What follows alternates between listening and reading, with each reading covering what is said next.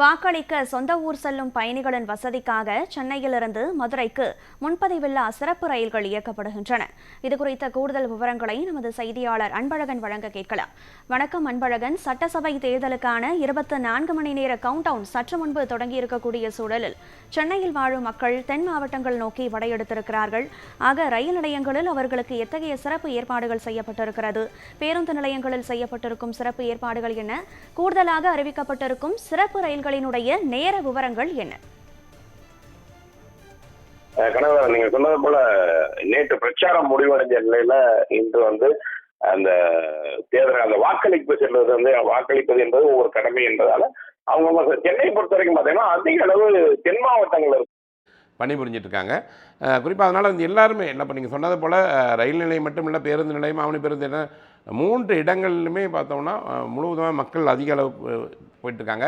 காரணம் என்னன்னு பார்த்தா வியாழக்கிழமை தேர்தல் வருது. இருந்தாலும் கூட வெள்ளி சனி இந்த தொடர் விடுமுறையை எடுத்துகிட்டு கூட அவங்க சொந்த ஊருக்கு போகக்கூடிய ஒரு சூழல் இருக்குது. நீங்கள் இந்த ட்ரெயினை பற்றி நம்ம சொல்லும்பொழுது என்னென்னா, சென்னையிலேருந்து மதுரைக்கு இந்த முன்பதிவில்லா அன்ரிசர்வ்டு அந்த கோச் போகுது. அதே போல் அந்த போத்தனூருக்கும் ஒரு ட்ரெயின் விட்டுருக்குறாங்க. அதை பற்றி தகவல் பார்த்தோம்னா, முன்பதிவில் பேருந்து போத்தனூருக்கு சிறப்பு பேருந்து அறிவிக்கிட்டு பார்த்தோம்னா இன்று இரவு 11:55 மணிக்கு சிறப்பு ரயில் புறப்பட்டு அந்த வண்டி எண் 061779 இது புறப்பட்டு மறுநாள் காலை 9:30 மணிக்கு போத்தனூர் போகும். இந்த போத்தனூர் போகிற இந்த வழித்தடம் பார்த்தோம்னா பெரம்பூர், அரக்கோணம், காட்பாடி, ஜோலார்பேட்டை, சேலம், ஈரோடு, திருப்பூர் வழியாக போத்தனூரை சென்றடையும். ஏன்னா இந்த வழியில் போகிறவங்களாம் இந்த கோயம்புத்தூர் பக்கம் போகிறவங்கலாம் இங்கே இறங்கி அவங்க வாக்களிக்க அங்கே போயிடுவாங்க. அதே போல் சென்னை எழும்பூர்லேருந்து இரவு 9:55 மணிக்கு முன்பதிவில்லா மெமு சிறப்பு ரயில், அதாவது 066161 இந்த எண் கொண்ட வண்டி புறப்பட்டு மறுநாள் காலை 8:45 மணிக்கு 8:45 மணிக்கு மதுரையை சென்றடையும். இந்த ரயில் பார்த்தோம்னா தாம்பரம், செங்கல்பட்டு, மேல்மருவத்தூர், விழுப்புரம், பண்ருட்டி, கடலூர், துறைமுகம், சிதம்பரம், சீர்காழி, மயிலாடுதுறை, பேரளம், திருவாரூர், நீடாமங்கலம், தஞ்சாவூர், திருச்சி, மணப்பாறை, திண்டுக்கல், கொடைக்கானல் ரோடு வழியாக மதுரை சென்றடையும். இதை பார்த்தோன்னா மதுரையில் இந்த வண்டியை பொறுத்த வரைக்கும் எல்லா ஊரையும் கவர் பண்ண மாதிரி இருக்கும். அதாவது தென் மாவட்டங்களில் இருக்கக்கூடிய டெல்டா மாவட்டம் இருக்கக்கூடிய அந்த ஊரையும் இது எல்லாமே கவர் பண்ண மாதிரி இருக்கும். ஏன்னா வாக்களிப்பு ரொம்ப முக்கியம். என்னென்னா ஒவ்வொரு வாக்கும் அவங்க வாக்கு செலுத்த வேணுங்கிறது இதுக்காகவே இந்த சிறப்பு ரயில் ஏற்பாடு பண்ணியிருக்காங்கன்னு சொல்லலாம்.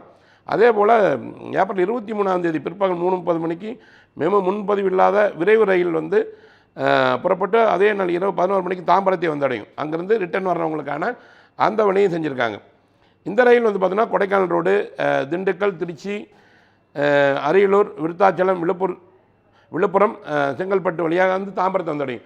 ஓட்டு போட்டு உடனே வந்துடலாம். அந்த அளவுக்கு கூட அந்த மாதிரியான விஷயங்கள் நடந்திருக்கு. அதே போல் போத்தனூரை பொறுத்த வரைக்கும் எழும்பூர் போத்தனூருக்கு சிறப்பு ரயிலுக்கான டிக்கெட் முன்பதிவும் கூட இன்று நடக்குது. காலை 8 மணிக்கு தொடங்குறது. ஏன்னா மற்ற நாளுக்கெல்லாம் போகிற மாதிரி, அதாவது இங்கே சென்னையில் இருப்பவங்க ஓட்டு போட்டு சென்னையில் நிறைய பேருக்கு வாக்கு இருக்கும், அதெல்லாம் முடிச்சுட்டு அவங்க போகிற மாதிரி சொந்த ஊருக்கு விடுமுறைக்கு போகிற மாதிரியும் இந்த ஏற்பாடு பண்ணியிருக்காங்க. இதை தான் ரயிலை பொறுத்த வரைக்கும், ரயில்வே நிர்வாகத்தை பொறுத்த வரைக்கும் இந்த ஏற்பாடு பண்ணியிருக்காங்க. பேருந்தை பொறுத்த வரைக்கும் பல்வேறு நடவடிக்கைகளை எம்டிசி நிறுவனம் எடுத்திருக்கு. அதே போல் தமிழ்நாடு அரசு விரைவு போக்குவரத்து கழகம் எடுத்திருக்காங்க. இதில் இன்னொரு விஷயம் சொல்லியிருக்காங்க, ஆம்னி பேருந்துக்கு அதிக கட்டணம் அதுவும் நடவடிக்கை எடுப்பதற்கான அந்த அறிவிப்பும் கொடுத்துருக்காங்க. சொன்ன மாதிரி மக்கள் வாக்களிப்பது ரொம்ப முக்கியமான ஒரு விஷயம். அதனால் அது தொடர்ந்து இந்த விடுமுறை காலம் ஒட்டி வரணும். அதையும் விடுமுறை எடுத்து போகிறதுனால அதிக அளவான மக்கள் ரயில் நிலையத்துக்கும் பேருந்து நிலையத்துக்கும் குவிஞ்சிருக்காங்கன்னு சொல்லலாம். இந்த சிறப்பு ரயிலுங்க பார்க்கும்பொழுது இதை பயன்படுத்தி மக்கள் தவறாமல் தங்கள் வாக்களிப்பது முக்கியமாக பார்க்கப்படுது. அன்பழகன், அடுத்ததாக முன்பதிவில்லா ரயில்கள், முன்பதிவு செய்யக்கூடிய சிறப்பு ரயில்களினுடைய விவரங்களை நீங்கள் அறிவிக்க கேட்டோம். இந்த ரயில்களினுடைய நேர விவரங்கள் தெரிய வந்ததா? ஒவ்வொரு ரயில் நிலையத்திலும் இந்த ரயில்கள் எப்போது நிற்கும்? அதை பயணிகள் எப்படி பயன்படுத்திக் கொள்ளலாம்? அதை பற்றிய விவரம் இருக்கிறதா? இது வழக்கம் கூட அதாவது எப்போவுமே ஒரு ரயில் நிலையத்திலிருந்து ஒவ்வொரு ரயில் நிலையத்தில் 2 நிமிடம் நிற்கும். இப்போ நம்ம இங்கேருந்து கிளம்புச்சுன்னா, இங்கேருந்து எழும்பூர்லேருந்து கிளம்புனா ஒவ்வொரு ரயில் நிலையத்துலேருந்து 2 நிமிடம் நிற்கும். அதனால் அந்த எப்போவும் வழக்கமாக இருக்கிறது தான் அந்த ரயில் நிறுவாங்கிறது. அது அந்த டைமிங்கை பொறுத்து கிளம்பக்கூடிய எத்தனை மணிக்கு ட்ரெயின் கிளம்புதோ அல்லது அந்த கிராசிங் இருந்தால் லேட் ஆகும். அதனால் அந்த டைமிங் போது ஒவ்வொரு ரயில் நிலையத்திலும் எப்பொழுதுமே 2 நிமிடம் நிற்கும். ஒரு சில ரயில் நிலையத்தில் மட்டும் கூடுதலாக நிற்கக்கூடிய வாய்ப்பு இருக்கும். ஏன்னா அது கிராசிங்கை பொறுத்து தான் இருக்கும். ஏன்னா எதிர ரயில் வரும்பொழுது அந்த கிராசிங் இருக்கும், அதனால் காலதாமதமாகும். இல்லைன்னா முன்னாடி ஒரு ரயில் போயிட்டு இருந்தேன்னா அதுக்கான காலதாமதமாகும். யூஸ்ஃபுல்லாகவே இருக்கக்கூடிய விஷயம் என்னென்னா, சரியான நேரத்துக்கு வரப்போனால் ஒவ்வொரு ரயில் நிலையத்திலும் 2 நிமிடம் இருக்காங்க. அதை வாய்ப்பை பயன்படுத்தி அது பெரும்பாலும் ரயில் பயணம் போகிறவங்களுக்கு நல்லாவே தெரியும். கிளம்பும் போது தான் ரொம்ப முக்கியமானது. அதில் நம்ம ஏற்கனவே சொன்னது போல் இந்த ரயில் நம்ம எத்தனை மணிக்கு கிளம்புங்கிறது தான் பார்க்கணும். அதுதான் நம்ம ஏற்கனவே சொன்னது போல் இங்கிருந்து எழும்பூர்லேருந்து போகக்கூடிய வந்து 9:55க்கு முன்பதிவுள்ள ரயில் மதுரை நோக்கி போகுது. அதே மாதிரி போத்தனூரை சென்றடைந்து 11:55க்கு, அது சென்னை எழும்பூர்லேருந்து 11:55க்கு போத்தனூர்லேருந்து கிளம்புது. இன்னொரு வண்டி பார்த்தோம்னா 9:55க்கு வந்து இந்த மதுரை போகிற வண்டி கிளம்புது.